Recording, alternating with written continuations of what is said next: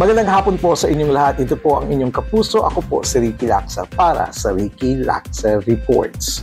Kahapon lamang po ay na-implement na ang tinatawag nating bagong residency law. Ito po ay may mga kaukulang violations at babayaran kung sakasakali pong lumagpas na sa panahon na valid ang inyong mga residences o yung tinatawag po natin mga visa.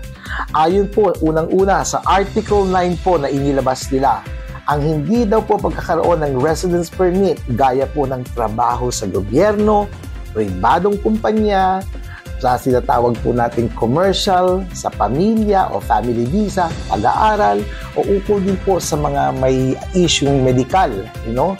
Ito po ay may nakapataw na 2 Kuwaiti dinars sa unang buwan, araw-araw. At pagkatapos po ng unang buwan ay dadagdag po ang 4 Kuwaiti dinars bawat araw sa mga susunod na buwan. Ito po ay may maximum penalty na 1,200 Kuwaiti dinars. Ayon naman po doon sa the same article, sinabi rin po dito na ang ating pong mga domestic workers o yung ating pong mga kasambahay, ang lalabag po sa residency law ay mayroon pong kaukulang payment na 2 Kuwaiti dinars at may maximum penalty na 600 Kuwaiti dinars. Sa Article 11 naman po, para daw po doon sa may mga visa na pamilya, bisita o pribadong pagbisita dito sa Kuwait, sa tourism, sports, para po doon sa mga artista pag pumupunta rito o yung tinatawag po natin cultural or social activities. Kasama rin po ang mga emergency cases. Ang lalabag po na binigay sa panahon ay may kaukulang 10 Kuwaiti dinars araw-araw. So pag lumabag po, let's say nabigyan kayo ng 5 days o 3 days, ang lalabag po dito ay may kaukulang 10 Kuwaiti dinars per day.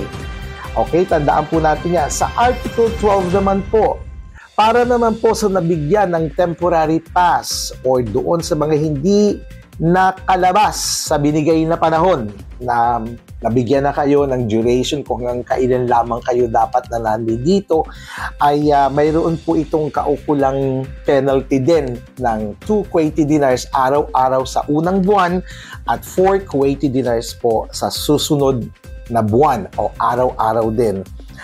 Wala po itong binigay na maximum penalty. So medyo tuloy-tuloy po ito hanggat hindi po nababayaran. Sa Article 13 naman po, sa mga tapos na ang validity po ng kanilang residency at hindi pag-renew o hindi po ito binago o in-apply ng bagong residency at hindi din po kayo nakalabas ng bansa sa binigay na takdang panahon, may pataw po itong 2 Kuwaiti dinars bawat araw sa isang buwan at 4 Kuwaiti dinars po sa susunod na mga araw pa. At mayroon po itong maximum penalty na 1,200 Kuwaiti dinars. So makikita nyo po, dumoble na lahat ang mga charges. Dati po, maximum is 600. Ngayon po ay nasa 1,200 Kuwaiti dinars na.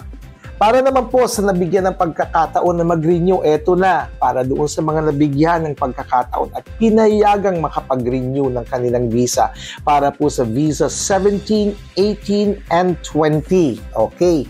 Para po doon sa mga lalagpas pa doon sa araw o tinakda para sa inyong pag-renew, mayroon po itong penalty na 2 Kuwaiti dinars araw-araw sa unang buwan at 4 Kuwaiti dinars po sa mga susunod na araw. Okay, tandaan po ninyo, may maximum penalty po ito na 1,200 Kuwaiti dinars. Para naman po doon sa may mga bagong panganak na bata o anak, dati po 1 buwan lang ang binigay sa inyo to give you the grace period para po mairehistro ang inyong mga bagong silang na sanggol. Ngayon po ay 4 na buwan. Ang lalagpas pa po sa 4 na buwan na po ito ay mayroon po itong penalty din ng 2 Kuwaiti dinars sa unang buwan, araw-araw at 4 Kuwaiti dinars po sa susunod na buwan. Ito po ay may maximum penalty ng 2,000 Kuwaiti dinars. Napakalaki po. Dati ay alam natin ang maximum penalty po natin kahit gaano po katagal na nag-expire ng ating visa, kung ito po papayagang mag-renew, ay nasa 600 Kuwaiti dinars na. Ngayon po ay nadoble na lahat. Para naman po doon sa mga napapaloob o nakakasama dito sa mga artikulong binanggit ko ngayong araw na ito ay sana naman po ay maiayos ninyo ang inyong mga dokumento sa lalong madaling panahon. Kung mayroon po tayong pagkakataon at may resources. At kung wala naman po, maaari naman siguro po tayong dumulog sa Embahada ng Pilipinas upang maiayos po ang ating mga dokumento at siguro sa pamamagitan po ng pakikiusap ng ating embahada at ng ating Migrant Workers Office ay makakauwi tayo ng matiwasay at ligtas. So hanggang dito na lang po para sa Ricky Lacsa Reports. Ito po ang inyong kapuso. Ako po si Ricky Lacsa. Magandang umaga. Hapon po sa inyong lahat.